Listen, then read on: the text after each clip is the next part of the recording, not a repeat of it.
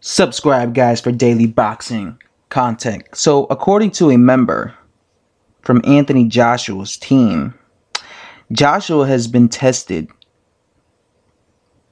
3 times. He's been tested 3 times, for steroids in the lead up to his fight with Joseph Parker. He's been tested 3 times in 5 days. So, they've been rigorously testing him to make sure that, he's not injecting himself with stuff or taking stuff that he's not supposed to be taking in his fight with Joseph Parker. That's good because we don't want to see no fighter, get caught with something dirty after the fight,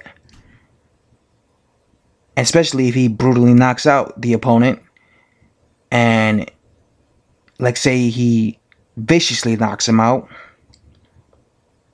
Then, like, say the fighter was in there with the performance enhancing drugs in his body.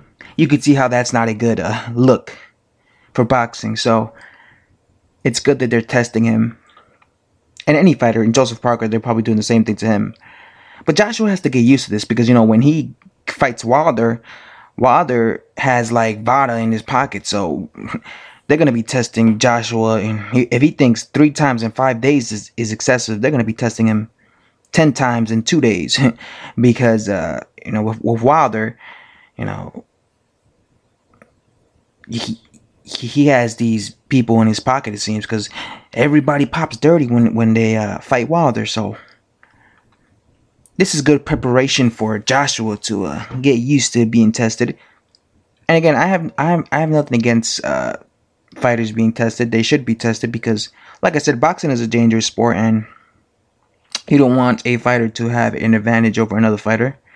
Like I said, look at Alexander Povetkin. I truly believe that Alexander Povetkin was on PEDs because prior to him being caught twice with PEDs, he was brutally knocking out everybody. Carlos Takam, Mike Perez, Manuel Charles. He was just knocking these guys out left from right. Then he's set to fight Wilder. He gets popped 30. Doesn't fight for a while, right? Comes back, fights, and what's his name? Andres Rudenko, and doesn't look too spectacular. Goes the distance. Fights Christian Hammer, goes the distance. So he goes from knocking out everybody he fights and being known as a devastating puncher to going the distance with guys like Andres Rudenko and Christian Hammer, a guy that was knocked out in the past. Another perfect example is Erkam Tepa. Erkam Tepa, prior to being popped dirty with steroids, he was brutally knocking out everybody he knew. He was known as a big, heavy-handed fighter. Brutally knocked out. Who could forget when he brutally knocked out David Price? Then he gets popped dirty after the David Price fight, and look at him. His career went downhill. All of a sudden, his punching power seemed to evaporate. He ended up losing to guys who were low-level guys who people thought he should have beaten. So it just goes to show you that the power of performance enhancing drugs really do help a fighter out. And I truly believe the guys like Erkam Tepa and even Alexander Povetkin, are proof that they're not as good as people think they are when they're not juicing. So I think I'm all for these type of drugs. I'm just, because boxing, like I said, it should be a safety first.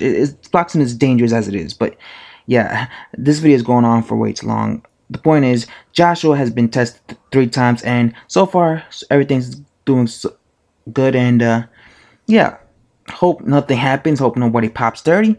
Hope the fight goes and everyone is clean and no one tests positive after the fight and all this nonsense. And that's it. I'm out.